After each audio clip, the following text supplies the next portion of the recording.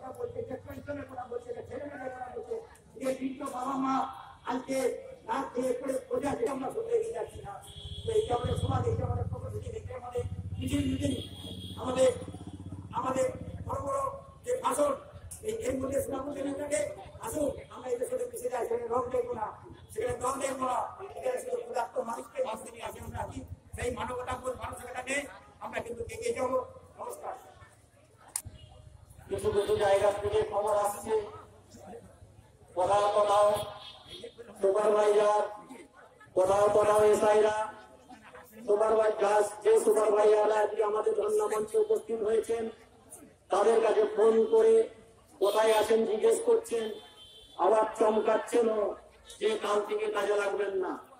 আমি সেই সকল সুপারভাইজার ও ওয়ার্ড সভাপতিদের বলি, এখন সারা রাজ্যে একটা পালা বদলের যাত্রা চলছে, যাত্রাপালা চলছে, একটা এক্সচেঞ্জ অফার চলছে।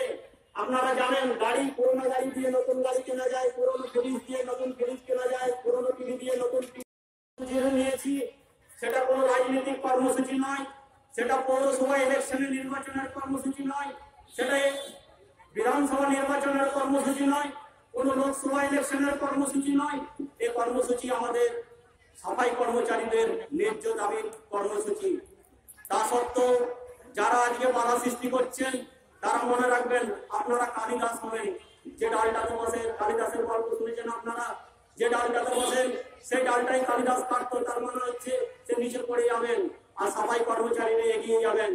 আমি তাদের উদ্দেশ্যে বলছি, যদি এই ধর্মনগর মঞ্চে আমাদের যে সাফাই কর্মচারীরা আজকে উপস্থিত হয়েছেন তাদের উপরে যদি কেউ আঙুল তুলে কিংবা আঘাত আনার চেষ্টা করেন, তাহলে আমরা দুর্গাপুর সারা দুর্গাপুরকে আমাদের আগামী দিনে সাফাই কর্মচারীরা পুরো দুর্গাপুর অবরোধ করে দেবেন। আমি তাই যে বন্ধুরা আজকে চমকাচ্ছেন ফোন করে, যে ওয়ার্ড সভাপতিরা চমকাচ্ছেন আমাদের ছেলেদিকে, যে ওয়ার্ড কাউন্সিলররা চমকাচ্ছেন, তাদেরকে বলি যে আপনারা যখন করতে পারছেন না, আমরা যখন করে দিতে চাইছি, তখন আপনারা কেন বাধা সৃষ্টি করছেন? আপনারা তো পোস্টার টাঙাতে নিয়ে গেছিলেন, আপনারা মিটিং মিছিলে নিয়ে গেছিলেন, আপনারা সব জায়গায় আমাদের ছেলেদিকে ব্যবহার করেছেন, অথচ আমাদের ছেলের জন্য কোনো কিছু চিন্তা ভাবনা করেননি। যখন আমরা আইনটিসি গতভাবে, যখন আমরা ডিএমসি ক্যাজুয়াল সাফাই কর্মী ইউনিয়ন গতভাবে, যখন আমরা সাফাই কর্মচারীদের পাশে এসে দাঁড়াচ্ছি।